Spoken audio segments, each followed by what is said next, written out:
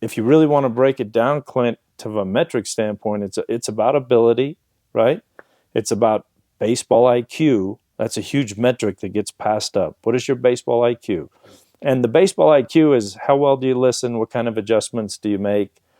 Are you coachable, right? Can we give you an adjustment, and can you make that adjustment? There's obviously always the physical metrics that us as coaches, look for. So you're looking at pitching. It used to be 86 to 88, spin a breaking ball, be able to hold runners, field your position, be able to handle stress and adversity, be able to repeat your delivery and command the ball where you want to. Now that's moved up to 90 to 92 at the highest level, and it's even going higher and higher as you look at it. The average fastball is 94 now, where 86 to 88 was pretty good, and now we're having to up that from a metric standpoint. But I think they're always going to stay the same. Can you command your fastball? Can you command a breaking ball? Does that breaking ball have a second level? Can you throw it for strikes, and can you throw it for a punch-out pitch? Do you have a third pitch? Can you hold runners, right? Can you field your position? Can you handle adversity of any level that you're put in? And so you look at those metrics. Yeah, there's plenty of metrics. And you have to hit this metric to be looked at, right? And to be seen. But you also need to function on, I need to develop. So it's always upward trend, and that's the biggest thing that we look at. Are they moving in an upward trend? Are they getting a little bit better spin out of the breaking ball? Are they understanding how to move the ball side to side? Did they figure out to add a two seam with the four seam? So you look at those metrics. Yeah, there's plenty of metrics, but those metrics are the absolutes are very good. Can you throw your first pitch, which is a fastball? Can you throw your secondary pitch? Do you have a third pitch? Can you do all the things? And now you look at the mentality piece of it. How tough are you? What kind of listener are you? And then that's where the upper trend starts to come. It's all the things that are off the charts. The upper trend starts to work through that. Can you handle adversity and work through it? Look at position players. How well do you run? How well do you throw? How well do you defend? Can you defend?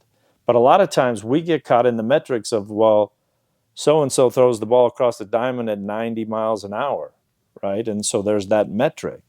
But in a game situation, can you catch it and throw it and get it over there and get them out at 4.1 seconds?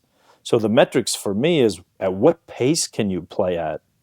Not based on, if you're looking at infielders, it's based on what pace can you play at. But now can you play multiple positions? I think that's a big metric that we have to look at, right? Can you play third, short, second? Can you move to the outfield and play left field? Because if you can play multiple positions, that's a metric that we need to look at. If you only can play one position and you can only play second base, you can only play third base, or you only see yourself as a shortstop, that's a difficult task. Look at the hitting piece, and we're really caught up on bat speed, right? We're really caught up on exit velocity and exit angles. Those are all great metrics to look at, right? Those are all great metrics to look at.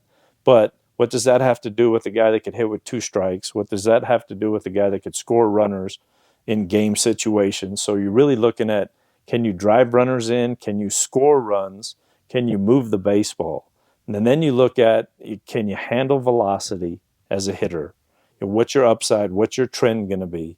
And so you look at all of those metrics, right? And then they're all similar metrics. But now you look at the other piece. What kind of teammate are you? Are you selfish or are you unselfish? Because if you're unselfish, that's a metric that needs to go in there. So when we give a player a number, right, it could be an A, B, C, or a D, right? And whatever that number is, you still have to go over to the other side of the metrics. What kind of teammate are you? What kind of student are you?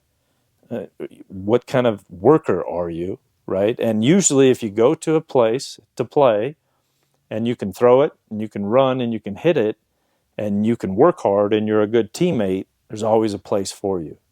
Yeah, you're going to have to look at, baseball ability from a defensive standpoint. What kind of ground can you cover and how can you do that? But then more than that, do you catch it clean? Do you throw it clean? Can you do those things and be successful? You look at the catching standpoint. And the catching has always had the metrics of the pop time from the catcher to second base, right? And now we have to look at, can you block? Can you receive? Can you handle pitchers? What's your mentality like? But what is that metric going to be like? And there's a certain metric. You got to be able to throw it down there in 2 seconds or something close in order to play. You got to throw that fastball somewhere around 88 to 91 to play at a high level. You got to be able to hit the ball from an exit velocity standpoint a certain way. But now there's baseball players and there's metrics, and we have to make sure that we can match those two.